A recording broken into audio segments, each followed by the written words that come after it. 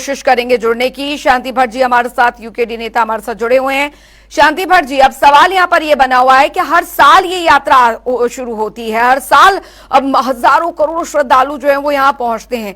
व्यवस्थाओं का जो तैयारियां हैं वो तो की जाती हैं और हर बार नए रूप के साथ कहा जाता है कि हमने तैयारियां पूरी कर ली हैं, लेकिन इस बार कहां कमी रह गई? आप क्या मानते हैं, व्यवस्थाओं में कमी है, लचर व्यवस्था? देखिए अंजलि जी, सवाल कि नहीं है, सवाल इस बात पर खड़ा हो रहा है कि इन 24 वर्षों में जो सत्ता में बैठे हैं वो लोग अपने इस चारधाम यात्रा को सुचारू रूप से चला पाने में नाकाम रहे हैं। और कारण है निजी स्वार्थ। जब किसी भी कार्य में निजी स्वार्थ आ जाता है तो फिर सारी आस्थाएं परे रह जाती है और अव्यवस्थाएं जनता के सामने आती है। आज यात्रा को शुरू हुए 9 दिन हो गए हैं और केदारनाथ में लगभग 2 से 3 लाख लोग अभी तक दर्शन करने पहुंच चुके हैं। ऐसी स्थिति में सरकार की व्यवस्था पहले दिन से ही दिख रही है कि ट्रांजिट कैंप पर झगड़े शुरू हो गए, लोग बेहोश हो रहे हैं, पानी नसीब नहीं हो रहा है, टूटियां जो खराब है, टॉयलेट में पानी नहीं है। व्यवस्थाओं पर बात करेंगे, व्यवस्थाओं पर बात करेंगे शांति भट्ट जी। अभी एक छोटे से ब्रेक के लिए फौरन रुकना पड़ रहा है, लौट रहे हैं जल्द। बेटा, न बिजली न बीमा, हम किसानों को तो धोखा ही मिला वोट के बदले। और पापा आपको? बिचौलिए। पर हमें तो मिला है मोदी, बस एक वोट दिया था। अपने हरियाणा में फसल का पैसा और किसान सम्मान निधि सीधा खाते में आ जाती है। सबसे ज्यादा फसलों पर एमएसपी मिलती है। खाद बीज की कभी कमी नहीं होती। सिर्फ तारीफ ही नहीं, वोट भी दो बच्चों, तभी तो आएगी मोदी सरकार। कमल का बटन दबाएं, भाजपा को जिताएं।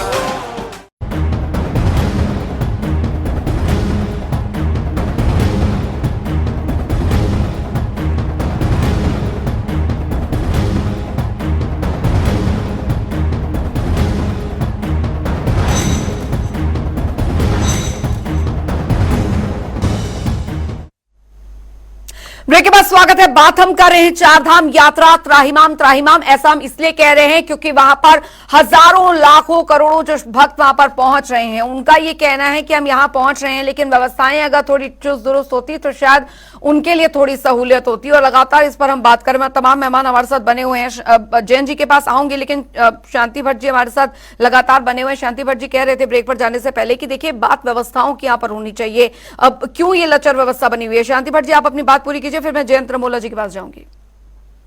ठीक है अंजलि जी, मैं कह रहा था कि देखिए, सरकार को पता है पिछली बार 56 लाख से ज्यादा लोग आए थे और इस बार अनुमानित 75 लाख से ज्यादा लोगों का आने का है।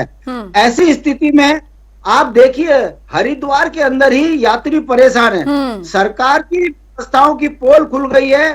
3 दिन के बाद ही इनको रजिस्ट्रेशन कैंसिल करने पड़े और ऑनलाइन तो छोड़िए, अब जो है टिकट विंडो पे भी टिकट नहीं मिल रहे, रजिस्ट्रेशन नहीं हो रही। ये इनकी व्यवस्था है और हालात इतने खराब हैं कि ऋषिकेश से यात्रियों को भानियावाला से जो है नटराज चौक से जो है भद्रकाली से चंबा से टिहरी से गडोलिया से श्रीनगर, इतना बड़ा घुमाकर यात्रियों को भेज रहे हैं। कई यात्री भटक गए, कई यात्री वापिस चले गए।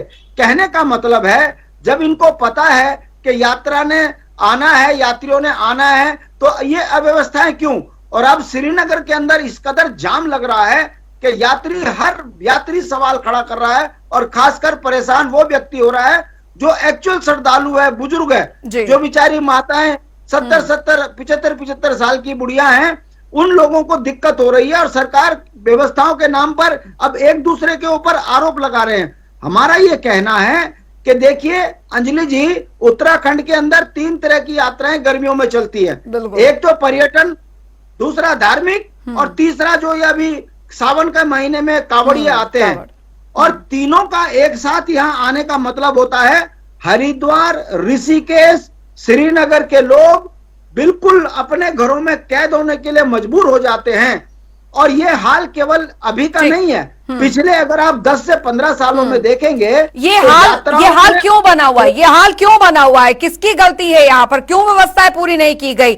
अब ये सवाल बना हुआ है। जैन जी, अब व्यवस्थाएं जो है वो लचर कहाँ रह गई, ये सवाल समझने के लिए हमने कोशिश तो यहाँ पर की है संजीव वर्मा जी से बात करने की, लेकिन उन्होंने कहा कि देखिए व्यवस्थाओं में कुछ खामियां यहाँ पर हैं, उसे दुरुस्त किया जा रहा है, लगातार शासन प्रशासन लगा हुआ है, लेकिन अभी समय लगेगा। अंजलि जी, संजीव वर्मा जी ने कहा कि सरकार की व्यवस्थाएं पूर्ण है, और मैं शांति भट्ट जी की बात से इत्तेफाक रखता हूं कि ये कोई अचानक होने वाली यात्रा नहीं है। बिल्कुल, ये प्रत्येक वर्ष होने वाली यात्रा, और इसकी तिथि पूर्व में ही घोषित कर दी जाती है कि इतनी तारीख को कपाट खुलेंगे, इतनी तारीख को यमुनोत्री जी के, इतनी तारीख को गंगोत्री जी के, इतनी तारीख को केदारनाथ जी के, इतनी तारीख को बद्रीनाथ जी के, इतनी तारीख को हेमकुंड साहिब के। ये तिथियां पहले से ही घोषित कर दी जाती है।